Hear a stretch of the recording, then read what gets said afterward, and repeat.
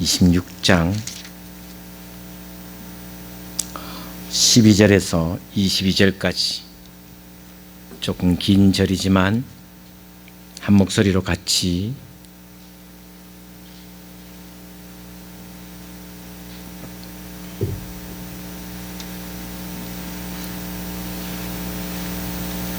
보겠습니다. 주신 말씀 창세기 26장 12절에서 22절입니다. 시작. 이삭이 그 땅에서 농사하여 그 해에 100배나 얻었고 여호와께서 복을 주심으로 그 사람이 창대하고 왕성하여 마침내 거부가 되어 양과 소가 때를 이루고 종이 심이 많으므로 블레셋 사람이 그를 시기하여 그 아버지 아브라함 때에 그 아버지의 종들이 판 모든 우물을 막고 흙으로 메웠더라. 아비멜렉이 이삭에게 이르되 네가 우리보다 크게 강성한즉 우리를 떠나라. 이삭이 그곳을 떠나 그랄 골짜기에 장막을 치고 거기 거류하며 그 아버지 아브라함 때에 팠던 우물들을 다시 팠으니 이는 아브라함이 죽은 후에 블레셋 사람이 그 우물들을 메웠습니다. 이삭이 그 우물들의 이름을 그의 아버지가 부르던 이름으로 불렀더라. 이삭의 종들이 골짜기를 파서 샘 근원을 얻었더니 그랄 목자들이 이삭의 목자와 다투어 이르되 이 물은 우리의 것이라 하며 이삭이 그 다툼으로 말미암아 그 우물 이름을 에색이라 하였으며 또 다른 우물을 팠더니 그들이 또 다툼으로 그 이름을 신나라 하였으며 이삭이 거기서 옮겨 다른 우물을 팠더니 그들이 다투지 아니하였으므로 그 이름을 루오봇이라 하여 이르되 이제는 여호와께서 우리를 위하여 넓게 하셨으니 이 땅에서 우리를 번성하리로다 하였더라. 아멘.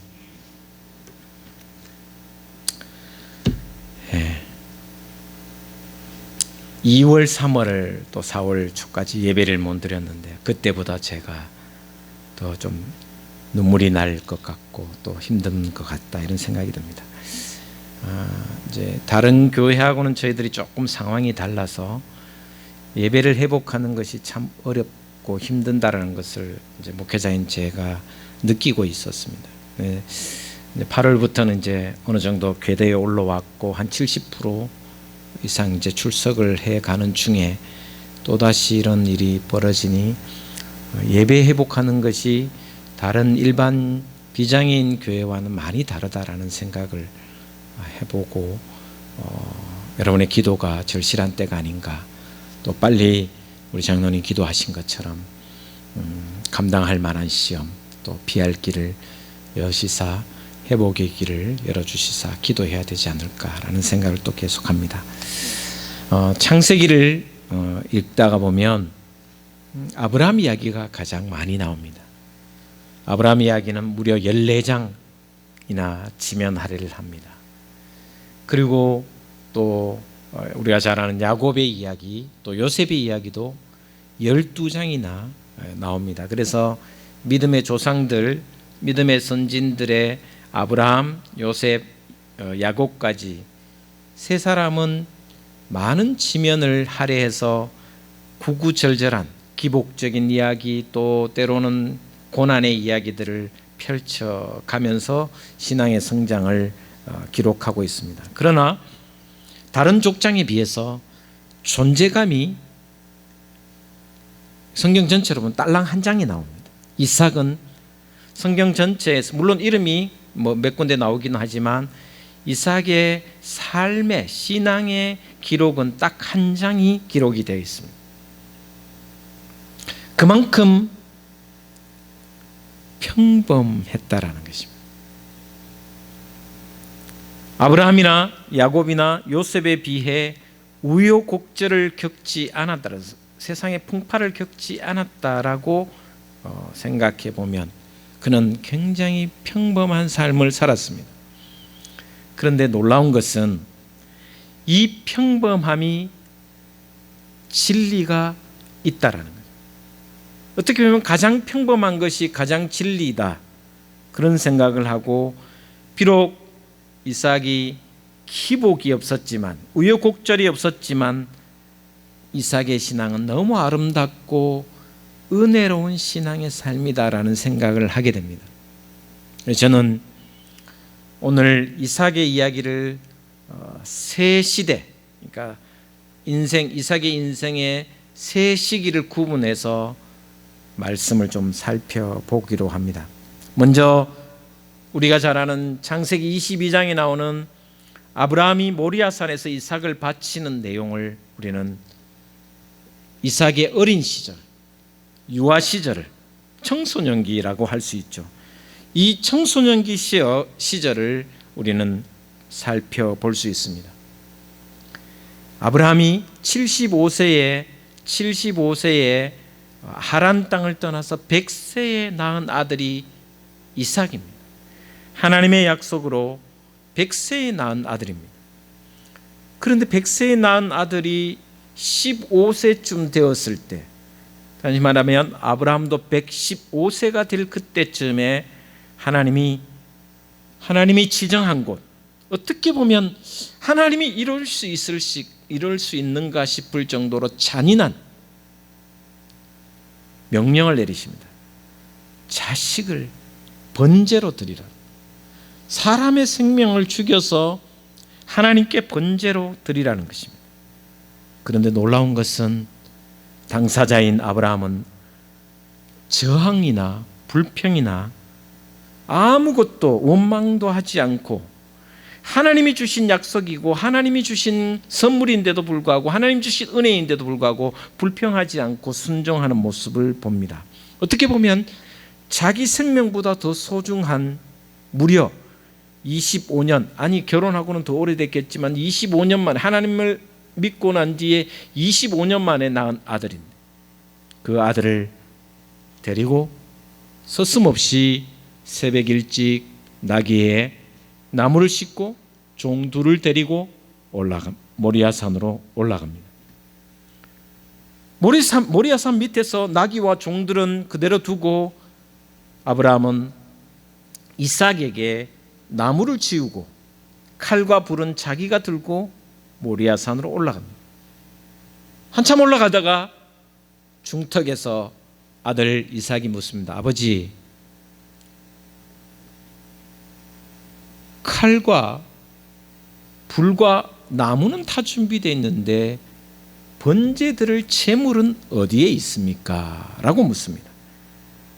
그때 어린 양은 어디 있습니까? 라고 물었을 때 아마 아브라함의 입장은 너무나도 힘들었을 것입니다. 고통스러웠을 것입니다. 심장이 찢어질 만큼 힘들었을 것입니다. 그럼에도 불구하고 아브라함은 하나님이 준비해 놓으셨을 것이다. 여호와 일에 하나님이 예비해 놓으실 것이라고 고백합니다. 아마 성경에는 이런 기록이 없지만 아브라함이 이삭을 번제로 드리는 이 자초지정을 모리아산 꼭대기에서 아들에게 했을 것입니다. 그런데요, 아버지 아브라함이 이삭에게 다 설명했을 때도 성경은 아브라함의 이야기, 아버지의 이야기를 들은 이삭이 한 번도 반항했다거나 도망갔다거나 그리고 그 운명의 시간에 피할 길을 찾지 않았다라고 이야기하면서 더 순종하였다라고 기록하고 있습니다. 많은 사람들이 이 사건 가운데 아브라함의 순종을 이야기합니다. 아브라함의 믿음을 이야기합니다. 그러나 저는 아브라함의 믿음의 순종도 대단하지만 이삭도 순종의 극치를 이루었다라고 확신합니다. 왜냐하면 자기 생명이 오가는 이야기잖아요. 그럼에도 그는 순종의 극치를 이루었습니다. 가만히 보시면 저항하거나 반항하거나 원망을 하거나 아버지에 대해서 대묻지를 않습니다. 칼을 들을 때도, 아버지가 자신을 죽이기 위해서 묶을 때에도, 밧줄로 묶을 때에도 저항 한번 하지 않습니다.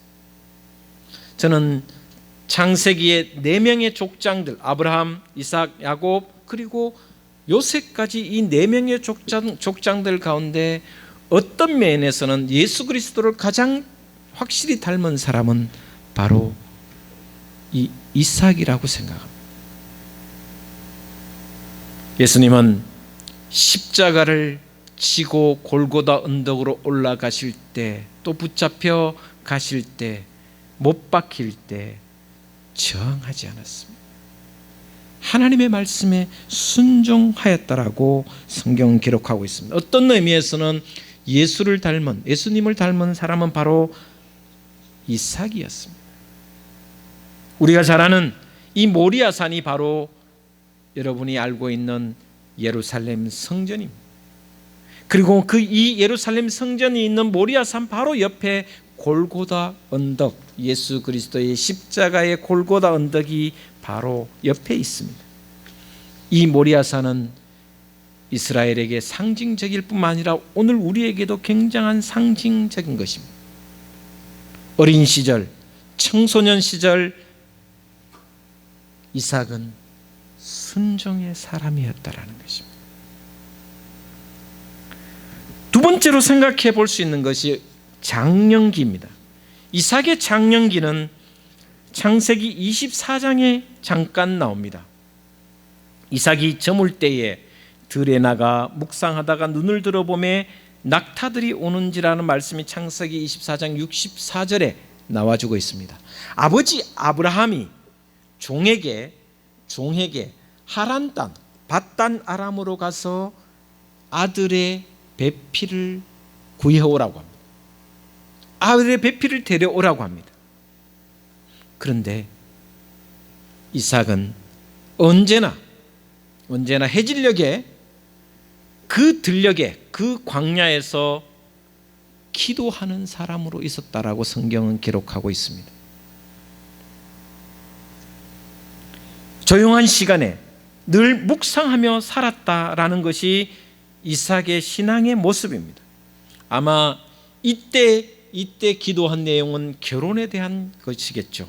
이미 이삭의 나이가 40세가 되었으니 이삭도 결혼 적령기를 벗어났고 이미 지났고, 그러나 그럼에도 불구하고 이삭은 들녘에 나가 조용한 시간에 기도하고 있었습니다. 기도하고 있을 때 저 멀리서 밧단 아람 외삼촌 집에 갔던 아버지의 고향 땅에 갔던 엘리에셀 아브라함의 종이 돌아오고 있었다라고 성경은 기록하고 있습니다. 이삭은 기도의 자리에 있었으며 언제나 하나님의 뜻을 기다리는 사람이었다라고 성경은 창세기 24장에 기록하고 있습니다. 그리고 저는 여기서 또 한 번 창세기 25장의 이삭의 이야기가 조금 더 나옵니다. 40세에 결혼했는데 20년 동안 자식이 없었습니다. 60세가 되었는데도 자식이 없었습니다. 결혼한 지 20년이 지나도 자식이 없을 그때에 아버지 아브라함을 한번 생각해 보시면, 아브라함은 10년을 채 기다리지 못해서 그죠? 사라의 여종 하갈을 취해서 이스마엘을 낳았습니다. 기다리지 못했다라는 것입니다. 아브라함은 하나님의 뜻을 기다리지 못했고 기도하는 가운데 하나님의 뜻이 이루어지기를 기다리지 못했습니다. 그러나 이삭은 20년이 지나도 자식이 없을 그때에 기도하는 내용이 나옵니다. 하나님의 때에 하나님의 방법으로 이루어 주실 것이라는 확신 속에 기도하는 이삭의 모습이 나옵니다. 그리고 하나님은 때가 되어 이삭에게 쌍둥이 아들을 줍니다. 바로 에서와 야곱을 줍니다. 60세에 낳은 아들입니다. 여러분, 20년이라는 세월이 짧은 것 같지만 20년이라는 세월은 막막한 세월입니다. 기다리기 힘든 세월입니다. 그럼에도 불구하고 이삭은 언제나 기도의 자리에서 하나님의 뜻이 이루어지기를 기다리며 또 기대하며 기도하는 자리에 있었다라고 그의 중년기에 보여주는 신앙의 모습이었습니다. 저는 오늘 장로님 기도하신 것처럼 코로나19가 언제 끝날지 알 수 없습니다. 그러나 우리가 이때 해야 할 일은 이삭처럼 하나님의 뜻이 이루어지기를 기다리며 기도의 자리에 있어야 한다라고 생각합니다. 기다리며 기대하며 기도의 자리에 있을 때 하나님은 이 일을 빨리 종식시킬 뿐만 아니라 또 이 일 모든 과정을 통해서 합력하여 선을 이루시며 더 큰 열매를 우리에게 주어 주시리라, 은혜로 주시리라 저는 확신합니다. 오늘 다시 코로나19로 인하여 비대면 예배를 드리는 우리 둥지교회 모든 성도 여러분, 여러분의 삶의 자리가 기도의 자리가 되기를 주의 이름으로 축복을 드립니다. 성급하게 아버지 아브라함처럼 인간의 욕심으로 하지 말고 하나님의 뜻이 이루어지기를 기도하며 기다리며 인내하는 자리에 서 있다면 하나님은 우리의 기도의 자리에 은혜를 베풀어 주시리라 믿습니다. 마지막으로 이삭의 노년기입니다. 나이가 들은 노년기입니다. 오늘 본문 말씀의 내용입니다. 오늘 본문은 이삭의 60세 이후의 삶을 보여줍니다. 이삭에게도 특기가 있었습니다. 장점이 있었습니다. 바로 우물 파기입니다. 샘을 파는 것입니다. 광야지대이기 때문에 샘 자체가 없었습니다. 물이 없었습니다. 그래서 시냇가에 심는 나무가 얼마나 아름답게 보였겠습니까?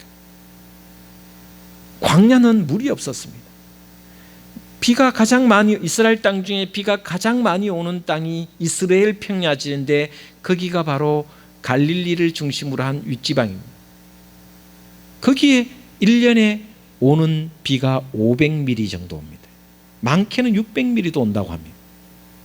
나머지 땅들은 광야에는 200mm 이하. 여러분 200mm는 우리 장마 기간에 폭우가 내릴 때 1시간에도 30mm, 1시간에 100mm 내린 적도 있습니다. 하루 동안 내린 비가 300mm 넘는 데도 많습니다. 1년 내도록 가도 200mm가 안 내리는 비. 그냥 물이 없는 겁니다. 그래서 이스라엘 사람들은, 광야에서 사는 사람들은 우물이 가장 중요했습니다. 그런데요, 이삭은 파는 곳마다, 이거는 세상적인 무슨 신기가 있는지, 파는 곳마다 우물에 샘물이 펑펑 솟아났습니다. 요즘처럼 뭐 수맥을 하는 그 기계가 있는 것도 아니었는데 이삭은 가는 곳마다 우물을 팔 때 그 우물의 수맥이었으며 그곳에서 우물을 팠습니다. 어느 해 흉년이 들었습니다. 오늘 본 말씀을 자세히 보면 어느 해 흉년이 들었습니다. 이삭이 그랄 땅으로 이주를 합니다. 왜? 먹고 살기 위해서. 거기는 블레셋 영토입니다. 그런데 놀라운 것은 가뭄이 들어 먹을 양식이 없어서 그랄 땅으로 이사를 갔는데 거기에서 놀라운 결과를 오늘 본 말씀에 있었습니다. 100배나 수확을 거두었습니다. 그리고 여호와께서 복을 주심으로 13절에 보면 그 사람이 창대하고 왕성하여 마침내 거부가 되었다. 노년에 흉년이 들어서 가뭄이 들어서 그랄 땅으로 이주했는데 첫 해에 100배의 결실을 거두고 계속해서 하나님이 복을 주셔서 마침내 거부가 되었다. 그래서 그 다음에 14절에 보면 양과 소가 때를 이루고 종이 심이 많으므로 블레셋 사람이 그를 시기하기 시작했습니다. 블레셋 사람들이 이삭을 시기해 이삭이 판 우물을 다 메워버립니다. 그리고서는 우리 땅에서 떠나라고 합니다. 이삭은 또다시 이주합니다. 거기서 다시 우물을 팠는데 생수가 터졌습니다. 그러자 그곳 원주민들, 블레셋 사람들이 또다시 시비를 겁니다. 이삭은 한 번도 저항하지 않고 또다시 순수하게 순진하게 그들에게 우물을 내주며 또다시 이주를 합니다. 그곳에 우물을 팝니다. 그렇게 하기를 무려 7번이나 우물을 팝니다. 성경을 자세히 보면 16절에 보면 이삭이 힘이 없어서 도망간 것이 아닙니다. 힘이 없어서 뭔가 가지지 못해서 쫓겨난 것이 아닙니다. 16절에 이렇게 기록하고 있습니다. 아비멜렉이 이삭에게 이르되, 아비멜렉이, 그러니까 그랄의 왕이 이렇게 얘기합니다. 아비멜렉이 이삭에게 이르되, 네가 우리보다 크게 강성한즉 우리를 떠나라. 힘이 약한 것이 아니었습니다. 종들도 많았습니다. 재산도 많았습니다. 그러니까 세력이 왕성했다라는 것입니다. 우리보다 더 강하다라고 이야기했습니다. 만약에 정말 힘 대 힘으로 싸웠으면 피해는 있겠지만 그 땅을 그 자리에서 머물 수 있었습니다. 그럼에도 불구하고 이삭은 싸우거나 시시비비를 가리거나 하지 않습니다. 그리고 이삭은 온유한 마음이 되어서 그곳을 떠납니다. 놀라운 것은 이삭의 이 온유함, 이 순수함, 이 온유함은 그를 하나님의 축복 가운데 두게 하십니다. 하나님이 그를 축복 가운데 두게 하십니다. 이 온유함이 있었을 때 100배의 결실을 거둘 뿐만 아니라 가는 곳마다 우물을 팠을 때 샘이 터져납니다. 하나님은 온유한 자에게 땅을 주신다고 말씀하셨습니다. 온유한 그 품성 때문에 아비멜렉 왕도 감탄합니다. 그러면서 화해를 청하는 모습이 26장 28절에 이렇게 기록하고 있습니다. 아비멜렉 왕이 이주한 이삭에게 찾아와서 이제는 화해를 청하면서 하는 말입니다. 그들이 이르되, 여호와께서 너와 함께 계심을 우리가 분명히 보았노라. 우리 사이 곧 우리와 너 사이에 맹세하여 너와 계약을 맺으리라. 화평을 이루자, 화해하자 하면서 뭐라고 이야기하냐면 고백하는 말입니다. 온유한 이삭, 가는 곳마다 우물을 파서 하나님의 은혜를 받는 이삭에게 고백하는 말입니다. 우리가 여호와께서 너와 함께 계심을 우리가 분명히 보았다라고 고백합니다. 여러분, 이삭이 고백한 말이 아닙니다. 야, 내 삶을 봐. 하나님이 나와 함께 하시잖아. 내가 살아온 거 봐. 하나님이 나에게 은혜를 주셨잖아. 이렇게 고백한 것이 아니라 믿지 않는, 하나님을 모르는 아비멜렉이 고백하는 말입니다. 너와 함께하는 하나님을 우리가 보았다 라고 고백합니다. 저는 오늘 이 말씀이 오늘 우리에게도 너무나도 중요하다고 생각합니다. 29절 끝절에 보면 또 이렇게 아비멜렉이 고백합니다. 이제 너는 여호와께 복을 받은 자니라. 여러분, 내가 당사자인 예수 믿는 내가 내 복 받았대, 하나님 복 받았대, 이것보다 믿지 않는 그 사람이 나에게서 하나님의 복을 받은 것을 자랑하고 있는, 하나님이 함께 하심을 자랑하는 것입니다. 무엇 때문에? 이삭의 온유함 때문에. 그는 가는 곳마다 그에게 힘이 있었지만 양보하고 배려하여 또 이주합니다. 저는 오늘 본 말씀 22절 말씀을 너무너무 좋아합니다. 22절에 이렇게 기록하고 있습니다. 우리 22절 같이 보겠습니다. 시작. 이삭이 거기서 옮겨 다른 우물을 팠더니 그들이 다투지 아니하였으므로 그 이름을 르호봇이라 하여 이르되, 이제는 여호와께서 우리를 위하여 넓게 하셨으니 이 땅에서 우리가 번성하리로다 하였더라. 자, 마지막 우물을 팠을 때 그 이름을 르호봇이라고 하셨어요. 하나님이 넓혀 주셨다라고. 하나님이 넓혀 주셨다. 땅도 넓혀 주셨고, 신앙도 넓혀 주셨고, 지경도 넓혀 주셨고, 믿음도 넓혀 주셨고, 이삭의 그 온유한 삶을 통하여 하나님은 르호봇이라는 축복을, 넓혀 주시는 축복을 주셨습니다.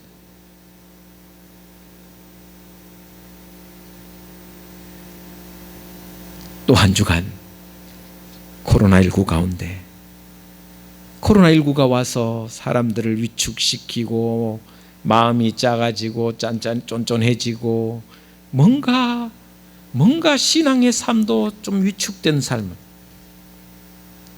그러나 우리가 이러한 때에 이삭처럼 온유한 사람이 될 때 배려하고 나누고 양보하고 또 배려하고 나누고 양보할 때에 하나님은 우리에게 은혜를 주셔서 우리의 지경을 넓혀주시는 누워봇의 축복을 해주시리라 믿습니다. 이 세상에 가장 온유했던 분은 예수 그리스도십니다. 오죽했으면 너희는 내게 와서 배우라.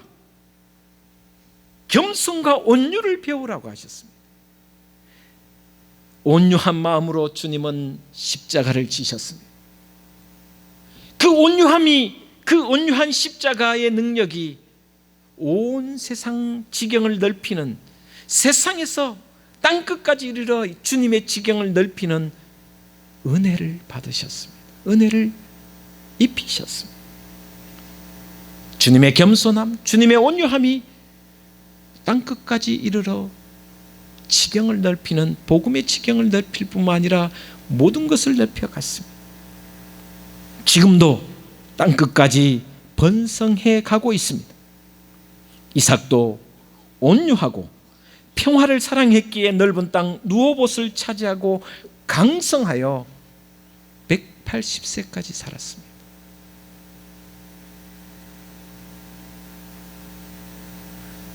믿음의 조상들 가운데 가장 오래 살았습니다. 이삭의 삶이 아름답고 풍성했던 이유 다시 한번 돌아봅니다. 유년기 청송기에는 그는 순종의 삶을 살았습니다. 중년기에 그는 언제나 기도의 자리에 있었습니다. 한적한 곳, 하나님과 만나는 자기만의 골방이 있어서 기다리고 기도하며 하나님의 뜻을 묻고 하나님의 때를 기다리며 기대하며 살았습니다. 그는 노년에 그의 듣기가 장기가 우물파기였지만 그러나 오히려 온유함으로 배려하며 평화를 이루고자 살았습니다. 그럴 때 그에게 루봇의 은총을 주셨습니다. 이 코로나19로 힘들고 지치는 때에 여러분이 언제나 순종하며 또한 기도의 자리에 있으며 또한 온유한 삶을 살아 르호봇의 은총이, 은혜가 여러분과 여러분 가정과 여러분 삶 위에 펼쳐지게 되기를 주님의 이름으로 축원을 드립니다. 기도하겠습니다. 하나님, 이삭의 신앙을 돌아봅니다. 그는 순종의 삶을 살았으며 언제나 기도의 자리에서 하나님의 뜻을 기다리며 인내하며 살았으며 또한 온유함으로 승리하는 르호봇의 축복을 살았습니다. 이 신앙이 우리 등주교 모든 성도들의 신앙이 되어 이 코로나19 가운데서도 은총을 누리며 살아가게 인도하여 주시옵소서. 예수님 거룩하신 이름으로 기도 올리옵나이다. 아멘.